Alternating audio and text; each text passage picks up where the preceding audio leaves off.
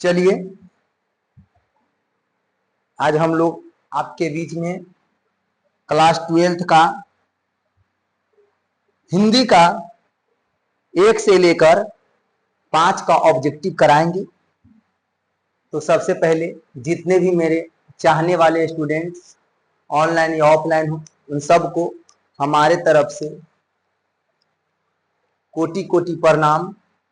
और हम यही कहेंगे आप सबको ऑनलाइन या ऑफलाइन जितने भी स्टूडेंट है जो भी हो, अगर मेरा वीडियो अच्छा लगेगा तो लाइक सब्सक्राइब प्लीज जरूर कीजिएगा बाबू आप लोग, क्योंकि आपका एक लाइक और एक सब्सक्राइब मेरे लिए वो उम्मीद खड़ा कर देता है कि लगता है कि नहीं, जाग के दिन रात मेहनत करके आपके लिए हम वीडियो बनाए और आप पढ़ें।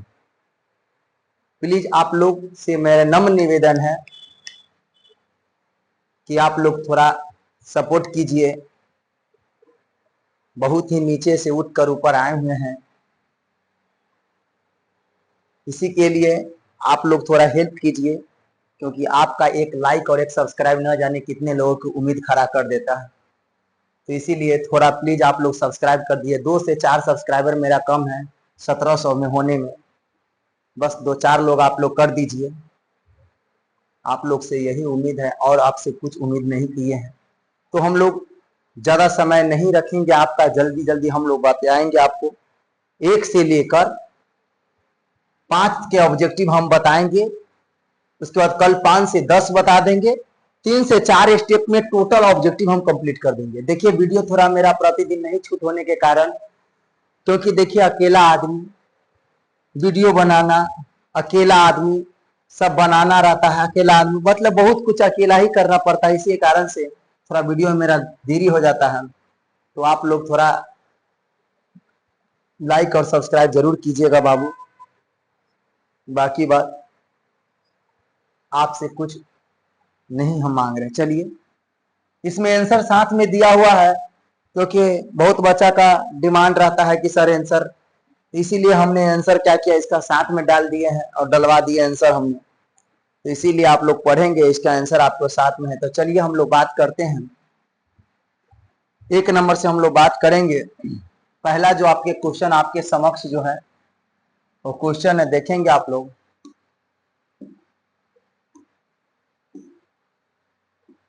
चैप्टर का नाम है बातचीत। क्या है? बातचीत। चैप्टर का नाम है आपके पास बातचीत है। आपके पास चैप्टर का जो नाम क्या है वो बातचीत है। क्या है? बातचीत। चलिए देखिएगा बातचीत। उसके बाद कह रहा है कि बातचीत निबंध के मतलब बातचीत शीर्षक के निबंधकार कौन है बताइए। तो बाल कृष्ण भट्ट। क्या है? बाल कृष्ण भट्ट। क्वेश्चन नंबर 2, कौन सी रचना बाल कृष्ण भट्ट की नहीं है? नूतन ब्रह्मचारी, 100 जन, 1 सुजान, सद्भाव का अभाव, परीक्षा गुरु। तो आपको देखिए इसका आंसर सारा दिया हुआ है। हम केवल इसलिए आपको करा दे रहे हैं ताकि आपको, क्योंकि डायरेक्ट अभी ऐसे कर देंगे आंसर साथ में है, तो हम आपको इसका जब पीडीएफ आपको लेना होगा हमको आप मैसेज कीजिएगा। आपको बार बार करें, हम सारे कुछ आपको फ्री में हम अवेलेबल करा देंगे। आप मैसेज कीजिएगा, हम आपको फ्री में अवेलेबल आपको कर देंगे, ये पीडीएफ दे देंगे। ठीक है। 3 नंबर कह रहा है कि बाल कृष्ण भट्ट का जन्म कब हुआ था? तो बाल कृष्ण भट्ट का जन्म जो हुआ था 23 जून 1844 में हुआ था। चौथा, बाल कृष्ण भट्ट का देहांत कब हुआ था? तो बाल कृष्ण भट्ट का देहांत जो हुआ था 20 जुलाई 1914 का हुआ था। क्वेश्चन नंबर 5 है, बाल कृष्ण भट्ट ने कौन सी मासिक पत्र निकाला था? बताइए इसका कौन सा मासिक पत्र निकाला था? तो इसका आंसर है हिंदी प्रदीप। 6 नंबर में कह रहा है मनुष्य के बातचीत का उत्तम तरीका क्या है? तो आत्मीयता से बातचीत करना। मनुष्य की सबसे उत्तम बातचीत तरीका का जो है वो आत्मीयता से बातचीत करना। उसके बाद बाल कृष्ण भट्ट का निवास स्थान कौन है? बताइए बाल कृष्ण भट्ट का निवास स्थान कौन है?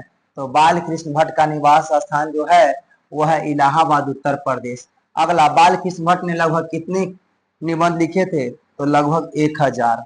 उसके बाद रॉबिन्सन क्रूसो ने 16 वर्ष के उपरांत किसके मुख नहीं देखे? फ्राइडे का। बाल कृष्ण भट्ट के प्रश्न का नाम बताइए।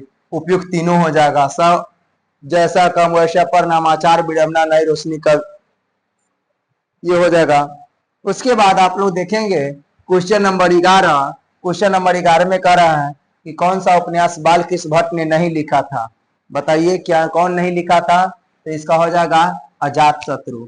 बातचीत के माध्यम से बाल कृष्ण भट्ट क्या बतलाना चाहते हैं, बताइए बातचीत के माध्यम से बाल कृष्ण भट्ट क्या बताना चाहते हैं, तो आपको पता होगा बातचीत की शैली। उसका खाली जगह को भरे अनेक प्रकार की शक्तियां जो वरदान की भांति ईश्वर ने मनुष्य को ही दी, उनमें से एक है, क्या है, वाक शक्ति।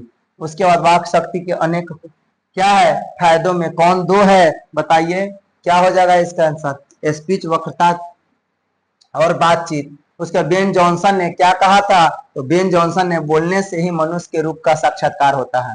उसके बाद कह रहा है अगला 16 नंबर देखेंगे, एडिसन के अनुसार असल बातचीत कितने के लोगों के बीच में होता है, तो 2 लोगों के बीच में। कौन सा उपन्यास बाल कृष्ण भट्ट द्वारा रचित है, तो बताइए 100 अजान एक सुजान। ठीक है, 100 अजान एक सुजान। अगला देखेंगे हम लोग, शेक्सपियर शब्द संज्ञा किस भेद के अंतर्गत आता है, बताइए इसका आंसर क्या हो जाएगा, तो व्यक्तिवाचक संज्ञा। बाल कृष्ण भट्ट ने पढ़ने की रुचि जगाई किसने, बताइए किसने जगाई, तो उनका ये था माता पार्वती ने। अगला 20 नंबर, बाल कृष्ण भट्ट ने हिंदी प्रदीप नामक मासिक पत्र निकालना कब प्रारंभ किए थे, बताइए 1877 में। तो अब निकाले थे 1877 में। उसके बाद देखेंगे हम लोग अगला जो कर हिंदी प्रदीप कितने वर्षों तक प्रकाशित हुआ, तो बताइए इसका आंसर क्या हो जाएगा, 33 वर्षों तक। क्या होगा, 33 वर्षों तक। उसके बाद बातचीत से मन किस प्रकार का हो जाता है, बातचीत से मन किस प्रकार का, हल्का और स्वच्छ हो जाता है। कैसा होता है, हल्का और स्वच्छ हो जाता है। कैसा होता है, हल्का और स्वच्छ होता है। उसके बाद बाल कृष्ण भट्ट किस युग की निबंधकार थे, बाल कृष्ण भट्ट किस युग के निबंधकार थे, बताइए, तो इसका आंसर हो जाएगा भारतेंदु युग। आगे देखेंगे पुण्य वह चांद शब्द का क्या अर्थ है, बताइए क्या हो जाएगा, धार्मिक कर्मकांड के मांगलिक श्लोक पढ़ना। ठीक है,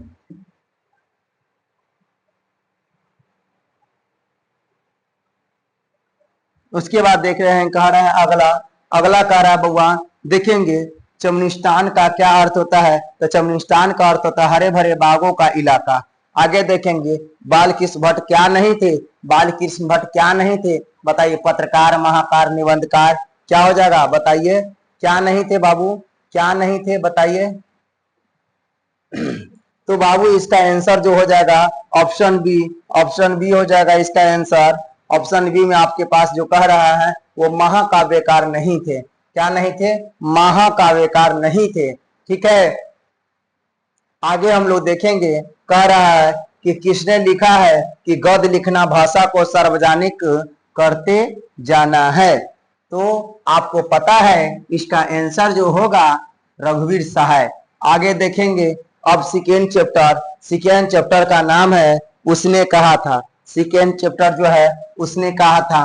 बाबू इसका ऑब्जेक्टिव आपको देखिए, अभी जो ये मोबाइल जो हम आपको सामने रख दिए हैं, अभी जो अभी लाइव आ रहा है साफ साफ नहीं दिखता हो क्योंकि ये मोबाइल से है, तो आपका इसका वीडियो अपलोड सुबह में होता है। आपका वीडियो कल ये 8 बजे आपको आप लोग हमारे YouTube चैनल पर ये वीडियो आपको मिल जाएगा। ठीक है, सुबह में अपलोड कर रहे हैं, आपको अपलोड ये वीडियो सुबह में मिल जाएगा। तो अभी आप लोग केवल सुनिए और देख सकते हैं। जो साफ अगर होता होगा तो आप लोग ऑप्शन भी लगा सकते हैं, अगर साफ नहीं हो तो केवल सुनिए आप लोग, क्योंकि सुनने से ही बहुत कुछ होता है।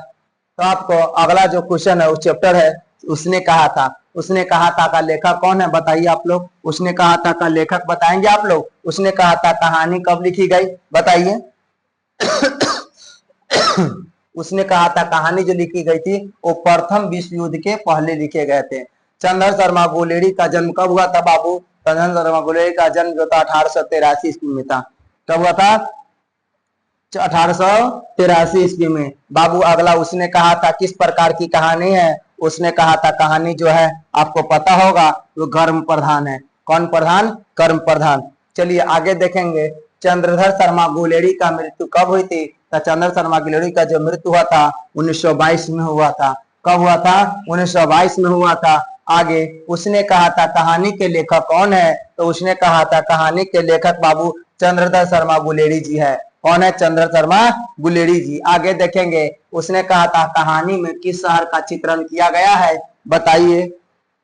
उसने कहा था कहानी में किस शहर का चित्रण किया गया है, तो आपको पता होगा इसका आंसर जो हो जाएगा वो ऑप्शन ए होगा बाबू। इसका नाम है अमृतसर पंजाब। अमृतसर पंजाब हो जाएगा। आगे बढ़ते हैं। उसने कहा था कहानी कब प्रकाशित की गई थी, तो 1915 में। उसने कहा था कहानी कब प्रकाशित किया गया था, 1915 में। ठीक है, उसने कहा था कहानी कब प्रकाशित किया गया था, 1915 में किया गया था। आगे बढ़े। उसने कहा था कहानी को कब प्रकाशित किया गया, 1915 में। ठीक है, उसने कहा था कहानी को कब प्रकाशित किया गया था, 1915 में किया गया था।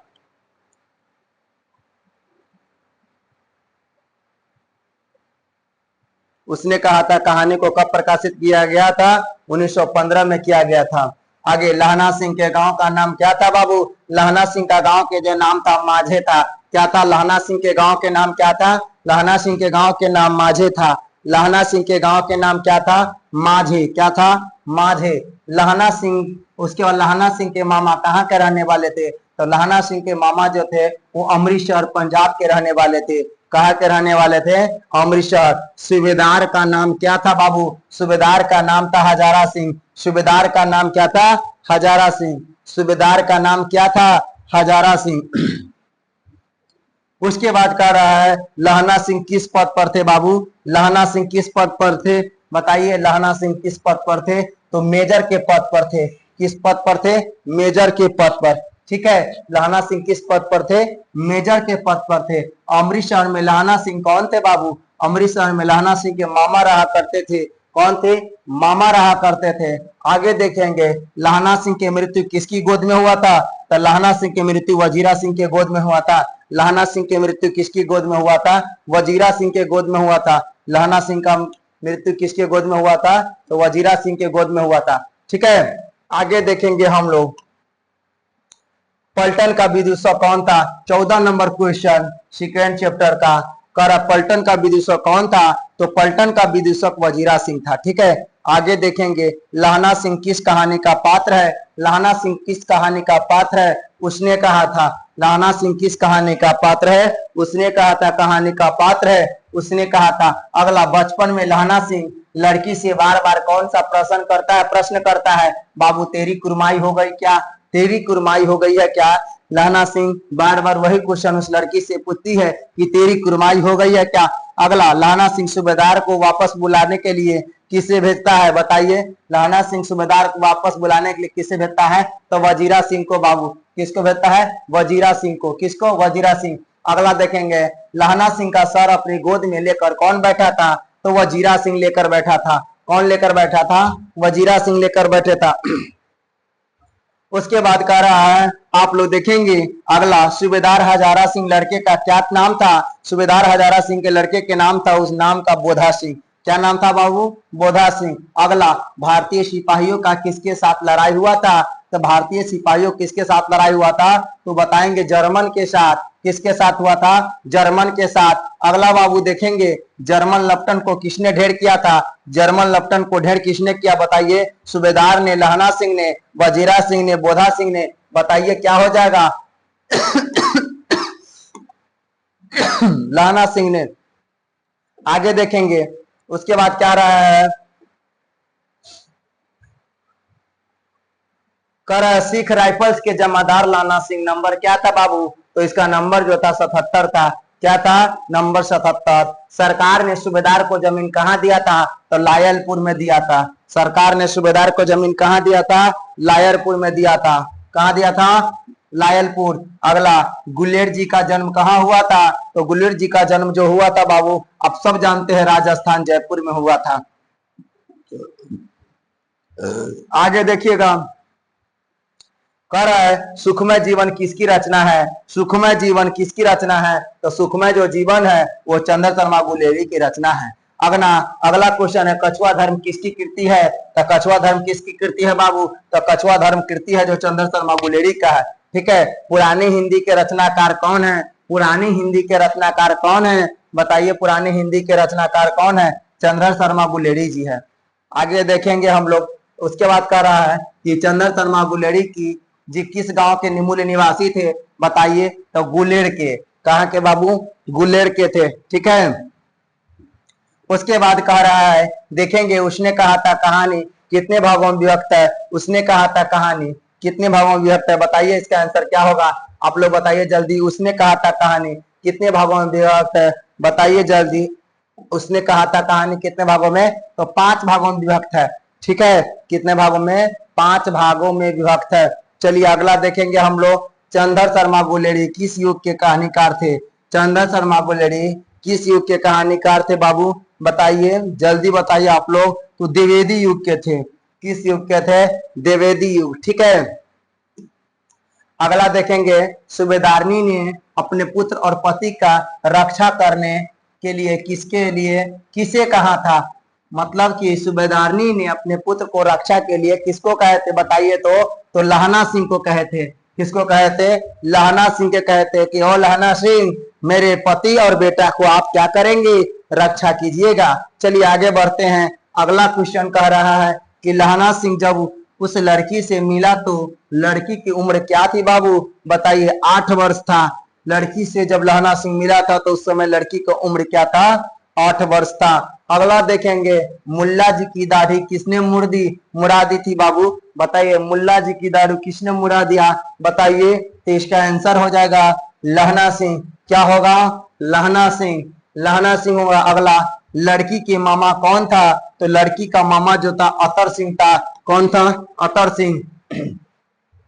उसके बाद देखेंगे हम लोग। अगला देखेंगे हम लोग क्या कह रहा है क्वेश्चन। कह रहा भारतीय सैनिक किस देश की ओर से लड़ाई शामिल हुए थे? बताइए। तो इंग्लैंड के ओर से हुए थे बाबू। अगला अब चैप्टर 3 संपूर्ण क्रांति जयप्रकाश नारायण के द्वारा लिखा गया। इस चैप्टर 3 का हम लोग ऑब्जेक्टिव देखेंगे। संपूर्ण क्रांति का भाषण जयप्रकाश नारायण ने किस जगह पर दिया था? तो आप सब जानते हैं पटना गांधी मैदान में दिए थे बाबू। पटना गांधी मैदान में दिए थे। संपूर्ण क्रांति का नारा किसने दिया था? तो आप सब जानते हैं इसका आंसर होगा जयप्रकाश नारायण जी। बिहार में हिंदी की वर्तमान स्थिति में विषय पर लेख के लिए किसने सर्वोच्च पुरस्कार प्राप्त हुआ था? बताइए। उनका नाम था जयप्रकाश नारायण जी। शिक्षा प्राप्त करने के लिए अमेरिका कौन गए थे? वही गए थे, जयप्रकाश नारायण जी ही गए थे। अगला देखेंगे। जयप्रकाश नारायण को भारत की जनता किस नाम से याद करते हैं? तो आप सब जानते हैं उनको लोक नायक के नाम से जानते हैं। और कर्पूरी ठाकुर ने नायक कर्पूरी ठाकुर, लोक नायक जयप्रकाश नारायण। अगला देखेंगे हम लोग। कह रहा है उसके बाद कर रहा है संपूर्ण क्रांति का भाषण किसके द्वारा दिया गया था? तो आप सब जानते हैं जयप्रकाश नारायण के द्वारा दिया गया था। अगला देखेंगे। जयप्रकाश नारायण की पत्नी का नाम क्या था? जयप्रकाश नारायण का पत्नी का नाम प्रभावती देवी था। अगला देखेंगे बाबू। जयप्रकाश नारायण किस वर्ष छात्र आंदोलन का नेतृत्व किया था? तो 1974 में। जयप्रकाश नारायण के पिता के नाम क्या था? जयप्रकाश नारायण के पिता के नाम क्या था? तो हर्षु दयाल था। जयप्रकाश नारायण को भारत रत्न का पुरस्कार कब प्रदान किया गया? तो 1998 में किया गया था। संपूर्ण क्रांति का ऐतिहासिक भाषण जयप्रकाश नारायण ने कहा दिया था? बताइए जल्दी। कहाँ दिए थे बाबू? तो पटना के गांधी मैदान में दिए थे। कहाँ दिए थे? पटना के गांधी मैदान में दिए थे। ठीक है, आगे देखेंगे। संघर्ष समिति का गठन किस लिए की हुआ था? संघर्ष समिति का गठन था कि छात्रों द्वारा सत्ता, भ्रष्टाचार और शांति को दूर करने के लिए बाबू छात्रों द्वारा संघर्ष समिति का गठन किया गया था। क्वेश्चन नंबर 13 कह रहा है कि संपूर्ण क्रांति किसके भाषण का अंश है बाबू? तो संपूर्ण क्रांति के नारा जो दिए थे वो जयप्रकाश नारायण दिए थे। जयप्रकाश नारायण दिए थे। आगे बढ़ते हम लोग बढ़ते हैं। एक एक करके देखेंगे। जब तक तोड़ेंगे नहीं तब तक छोड़ेंगे नहीं। आगे देखेंगे। अगला क्वेश्चन जो कह रहा है आपके समक्ष जो क्वेश्चन है, कह रहा है किसने कहा था कि अभी ना जाने कितने मिलो इस देश की जनता को जाना है? बताइए कौन कहा था? बताइए इसका आंसर क्या हो जाएगा? जवाहरलाल नेहरू ने कहा कि ना जाने अभी देशों की लोगों के कितना दूर जाना है, मतलब कितना मील दूर जाना है। आगे देखेंगे बाबू। कह रहा किस अस्पताल में रामधारी सिंह दिनकर की निधन हुआ था? किस अस्पताल में रामधारी सिंह दिनकर का निधन हुआ था? बताइए जल्दी। बताइए क्या होगा? विलिंगडन नर्सिंग होम में। आप सब जानते होंगे विलिंगटन नर्सिंग होम में हुआ था। कब हुआ था? विलिंगटन नर्सिंग होम में। अगला, जयप्रकाश नारायण को किस देश का दलाल कहा गया था? तो आप सब जानते हैं अमेरिका के दलाल कहा था। कहता है कहाँ रहे थे, लोग की कहना था कि अमेरिका पढ़ाई लिखाई करने नहीं गए हैं, ये वहां गए हैं काम उम करके अपना पैसा वैसा लाएंगे, और ये लोग एक दूसरे को वहां क्या करते हैं दलाल के मतलब क्या करना, ठग करना। इसीलिए महज जयप्रकाश नारायण जी गए थे कुछ और काम के लिए, महज उन पर ब्लेम लग गया था कुछ और काम के लिए। आगे देखेंगे बाबू, जयप्रकाश नारायण के स्वास्थ्य पर निगरानी रखने वाले डॉक्टर का नाम क्या था, बताइए। जयप्रकाश नारायण के स्वास्थ्य पर निगरानी रखने वाला डॉक्टर के नाम था बाबू डॉक्टर रहमान जी। क्या नाम था, डॉक्टर रहमान जी। आगे बढ़ेंगे, कह रहा है फ्री प्रेस के मालिक कौन थे, फ्री प्रेस के मालिक कौन थे बताइए। फ्री प्रेस के जो मालूम थे वो था सदानंद जी।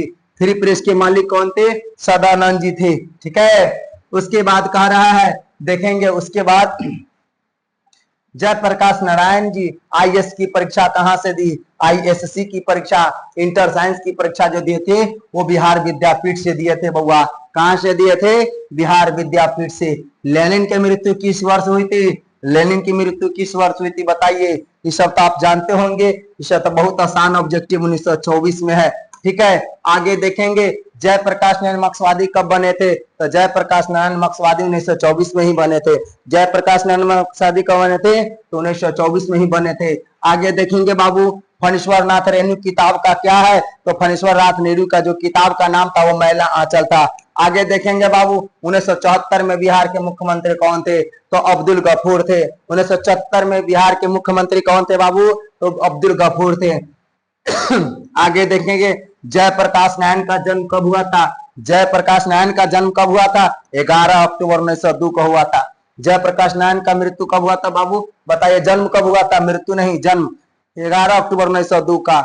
आगे देखेंगे रिकंस्ट्रक्शन ऑफ इंडियन पॉलिटी किसकी रचना है, तो बताइए जयप्रकाश नारायण की रचना है, ठीक है। आगे देखेंगे माटी की मूर्ति रचना किसकी है, तो माटी की मूर्ति रचना राम वृक्ष बेनीपुरी जी का है। आगे देखेंगे हम लोग कह रहे हैं कि दिनकर जी किस लिए प्रसिद्ध थे, बताइए। उपन्यास के लिए, संगीत के लिए, मूर्ति निर्माण के लिए, साहित्य के लिए, साहित्य रचना के लिए, बताइए क्या हो जाएगा, क्या हो जाएगा बउआ, आप लोग बताइए। तो साहित्य रचना के लिए थे।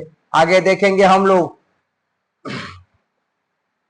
कह रहा है कि जयप्रकाश नारायण जब वेलोरो अस्पताल जा रहे थे तो वहां कहाँ रुके थे, बताइए आप लोग। मद्रास में रुके थे। कहाँ रुके थे, मद्रास में रुके थे। कहाँ रुके थे, मद्रास में। कहाँ रुके थे, मद्रास में रुके थे। जयप्रकाश नारायण का जन्म कहाँ कब हुआ था, तो जयप्रकाश नारायण का जन्म 1902 में हुआ था। उसके बाद इंडियन एक्सप्रेस के मालिक कौन थे, इंडियन एक्सप्रेस के मालिक रामनाथ गोयनका जी थे।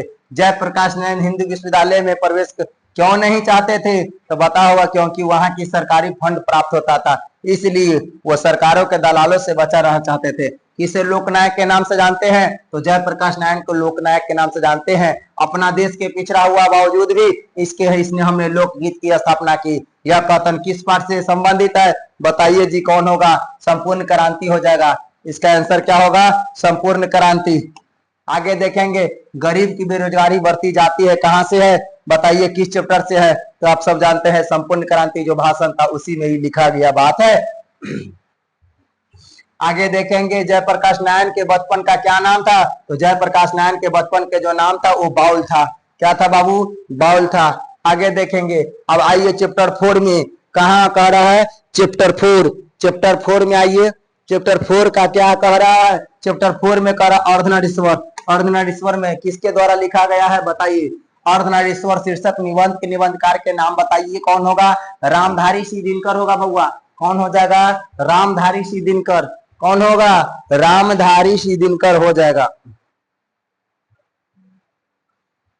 चलिए आगे देखेंगे हम लोग, उसके बाद लास्ट एक चैप्टर बचेगा, देखेंगे अगला, वो रोज चैप्टर है, मज हम लोग अभी देख रहे हैं। चैप्टर 4 का चैप्टर का नाम है अर्धनारीश्वर, जिसका लेखक है रामधारी सिंह दिनकर। कौन है, रामधारी सिंह दिनकर है। रामधारी सिंह दिनकर का जन्म कब हुआ था बउआ, तो रामधारी सिंह दिनकर का जन्म 28 सितंबर 1908 के हुआ था। रामधारी सिंह दिनकर का जन्म कब हुआ था, 28 सितंबर 1908 को। दिनकर को कौन सा पुरस्कार मिला था बउआ, पद्म भूषण मिला था। दिनकर को कौन सा पुरस्कार मिला था, पद्म भूषण। अर्धनारीश्वर कल्पित रूप है, शिव और पार्वती का है। जिस पुरुष में नारी नहीं है वो क्या है, अपूर्ण है बाबू। क्या है बाबू, अपूर्ण हो जाएगा। रामधारी सिंह दिनकर की काव्य कीर्ति कौन नहीं है, बताइए कौन नहीं है, कौन नहीं है बताइए। तो कौन नहीं है? तो साकेत यशोधरा।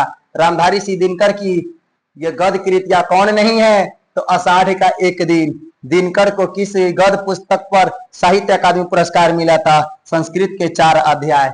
संस्कृत के 4 अध्याय। दिनकर को किस काव्य पुस्तक पर भारतीय ज्ञानपीठ पुरस्कार मिला था? उसका नाम था उर्वशी। रामधारी सिंह दिनकर का निधन कब हुआ था? तो रामधारी सिंह दिनकर का निधन जो हुआ था 24 अप्रैल 1974 को हुआ था। आगे देखेंगे दिनकर की कविता कौन सा गुण नहीं है था? बताइए। मनु कहते हैं मसृणता नहीं थी। दिनकर किस युग के कवि थे? तो दिनकर छायावादोत्तर युग के कवि थे। अर्धनारीश्वर का क्या अर्थ होता है बाबू? अर्धनारीश्वर का अर्थ बताइए। अर्धनारीश्वर का क्या अर्थ हो जाएगा? अर्धनारीश्वर का अर्थ बताइए। अर्धनारीश्वर का अर्थ क्या हो जाएगा बताइए आप लोग? अर्धनारीश्वर का अर्थ जो हो जाएगा, अर्धनारीश्वर का शंकर और पार्वती का कल्पित रूप है, जिसका आधा अंग पुरुष और आधा अंग नारी का है, इसीलिए अर्धनारीश्वर मतलब आधा। और नर और नारी का काम क्या है बाबू? तो नर का काम है कुदाल चलाने वाला बलशाली किसान, और नारी का काम है अछोरना पछोरना। प्रेमचंद क्या थे? तो प्रेमचंद कथाकार थे। क्या थे बाबू? प्रेमचंद कथाकार थे। अगला कार्य संस्कृत के 4 अध्याय किसकी कृति है? तो रामधारी सिंह दिनकर की। रामधारी सिंह दिनकर की रचना कौन सी थी? रामधारी सिंह दिनकर की अर्धनारीश्वर। अर्धनारीश्वर का कल्पित रूप क्या है? तो अशिव और पार्वती का। आगे बढ़िए। युद्ध और शांति की समस्या पर लिखी गई कवि कृति क्या है बाबू? तो ये आपको कुरुक्षेत्र हो जाएगा। गंधार थी, कौन थी बताइए? तो दुर्योधन की माँ। ठीक है, दुर्योधन की माँ थी। चलिए आगे देखेंगे हम लोग एक सूर से देखते चलेंगे, रुकना नहीं है, एकदम नहीं। पुरुष रूप तो वृक्ष बन गया, पर नारी तो उसने क्या कह दिया बताइए? बना दिया। बताइए क्या बना दिया? तो बना दिया आपको छाया बना दिया। कामनी अपने साथ कैसी शांति लाती है? बताइए। यामिनी जैसी शांति लाती है। कामनी अपने साथ कैसी शांति लाती है? यामिनी जैसी। दिनकर जी का जन्म कहाँ हुआ था? दिनकर जी का जन्म सिमरिया में हुआ था। सिमरिया कहाँ पड़ता है? बेगूसराय पड़ता है। रामधारी सिंह दिनकर का जन्म कब हुआ था बउआ? रामधारी सिंह दिनकर 1908 में जन्म हुआ था। ठीक है, आगे देखेंगे। रामधारी सिंह दिनकर को हम लोग क्या कहते हैं? राष्ट्रीय कवि के नाम से भी जानते हैं। दिनकर जी को भारतीय ज्ञानपीठ पुरस्कार के किस कृति पर मिला था? तो आप सबको पता है कि इनका नाम था उर्वशी। क्या नाम था? उर्वशी। अर्धनारीश्वर किसकी रचना है? तो बाबू दिनकर जी का है। कौन से रचनाकार बिहार से संबंधित है? तो उनका आंसर हो जाएगा रामधारी सिंह दिनकर। उसके बाद किस रचनाकार की पंक्ति? नारी स्वपन नारी सुगंध और नारी पुरुष की बाह पर झूलती हुई जूही की क्या है? माला है। बताइए। तो इसका आंसर हो जाएगा, आप सबको पता होगा। बताइए क्या हो जाएगा? रामधारी सिंह दिनकर हो जाएगा। अगला देखेंगे।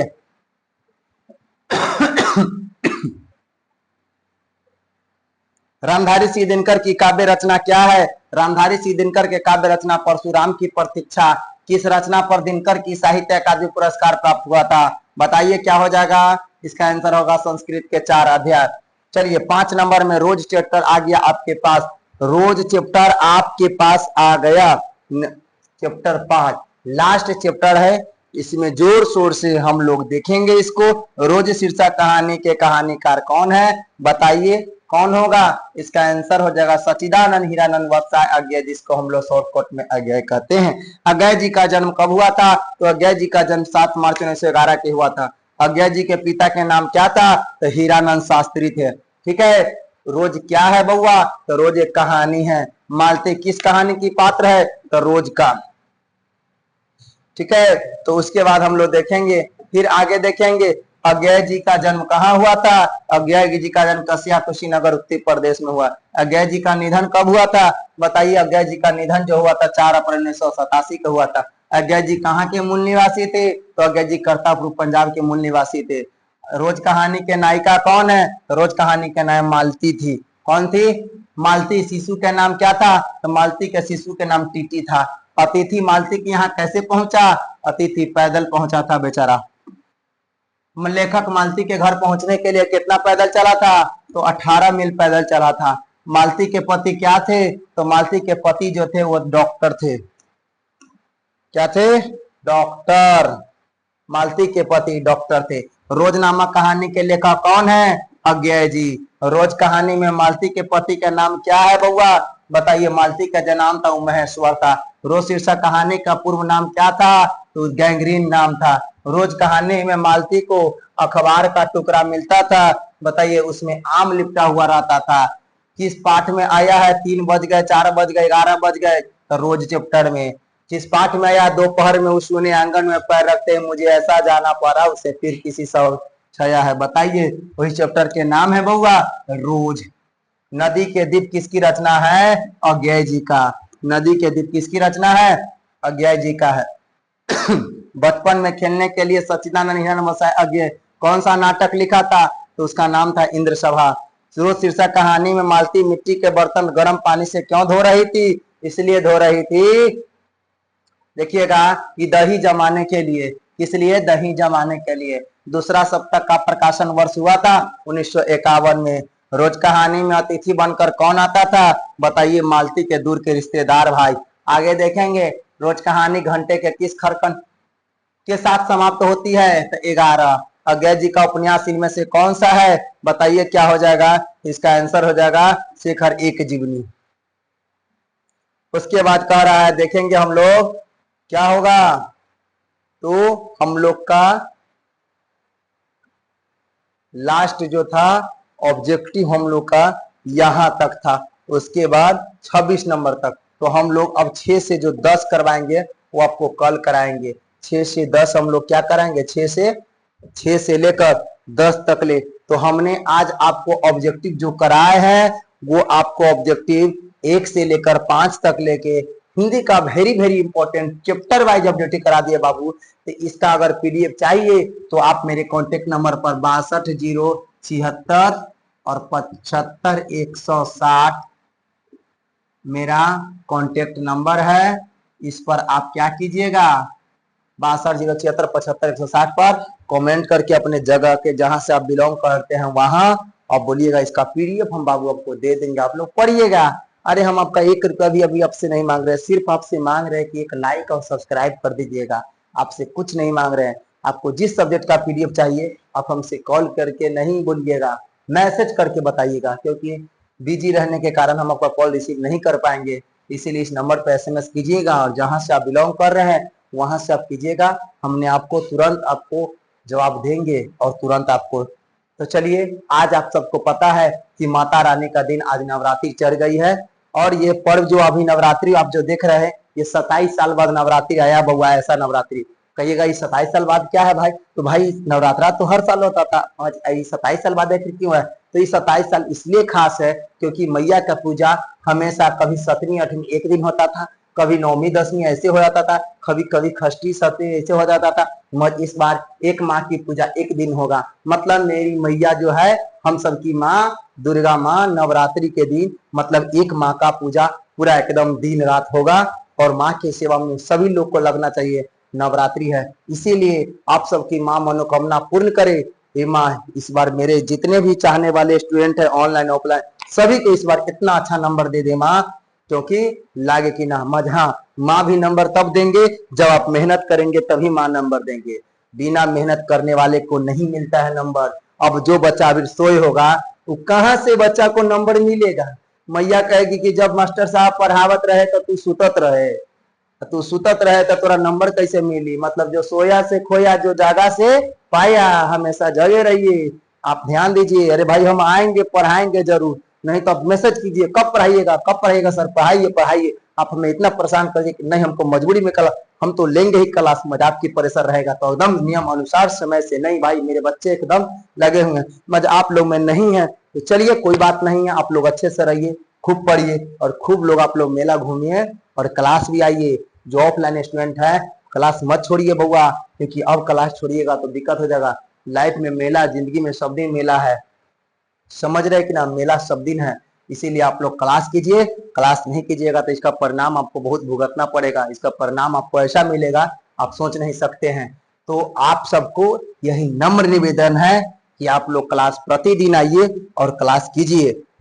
खास यही बात है क्योंकि देखते हैं कि बच्चा सब जगह मेला चढ़ गया है, मतलब कि दशहरा चढ़ गया। ठीक है क्लास नहीं आया कोई बात नहीं है, तो मैसेज कर दे कि भैया आज नहीं आ पाए या सर नहीं आ पाए, बस आप लोग क्लास आइए। क्लास आइए क्योंकि क्लास नहीं कीजिएगा तो दिक्कत हो जाएगा, एग्जाम का समय बहुत कम बचा हुआ है। तो चलिए फिर हम मिलते हैं आपको इसी तन मन धन के साथ, इसी एनर्जी के साथ फिर कल मिलेंगे। आप सबको हैप्पी नवरात्रि, नवरात्रि के हार्दिक शुभकामनाएं। जय हिंद।